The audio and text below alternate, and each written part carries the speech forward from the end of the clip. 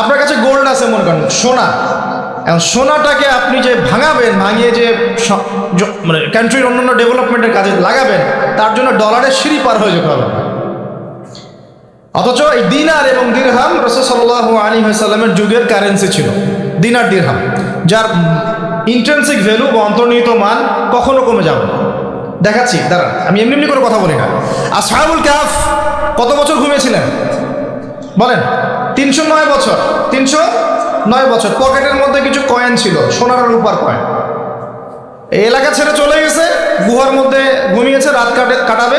আল্লাহ পাক ঘুম পাড়িয়ে রেখেছেন 309 বছর। 309 বছর ঘুম থেকে ওঠার পর তারা বলছে, কেম লেবিস তোমরা কতদিন ঘুমিয়েছো? একজন বলছে লেবিস না ইয়াওমান আও বা'দা ইয়াওম, একদিন ঘুমিয়েছি বা একদিনের কিছু অংশ ঘুমিয়েছি। ঠিক আছে, ঘুম থেকে উঠেছে, এখন ক্ষুধার্ত আমরা, যাও এই মুদ্রাগুলো নিয়ে বাজারে যাও, বাজারে গিয়ে দেখো ফালয়ানজুর আইয়ুহা আসকা তুআমা, খেয়াল করে দেখো কোন খাবারটা উত্তম পবিত্র, ওটা নিয়ে আসো।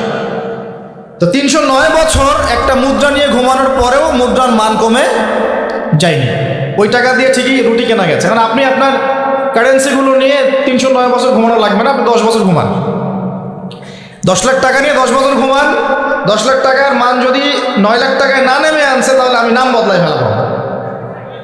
এখন 1 লাখ, দাঁড়ান, ঠিক বলেন না, দাঁড়ান, বোঝে নাই। এখন এই যে 1 লাখ টাকার মানটা হারালেন আপনি, 1 লাখ টাকার মানটা আপনি হারিয়ে ফেললেন। তো ওই 1 লাখ টাকা আর্ন করার জন্য আপনাকে শ্রম দিতে হয়নি, আপনার মাথার ঘাম পায়ে ফেলতে পারছে না, তাহলে আপনার শ্রমটা গেল কোথায়? তাহলে কেউ আপনার শ্রমটা লুটে পুটে খেয়ে ফেলল। যেহেতু আপনার কারেন্সির মানটা ডলার বেসড, এই কারণে ওই মনিটরিং সিস্টেম যারা চালায় ওরা আপনার এভাবে করে শ্রমটাকে সিজ করে ফেলে। আর আমি যদি আপনাকে আমার ফার্মে কাজ করিয়ে সারাদিন কাজ করানোর পরে আপনাকে কোনো পারিশ্রমিক না দেই, শ্রমের কোনো মূল্য না দেই, আপনি আমাকে জালেম বলবেন না?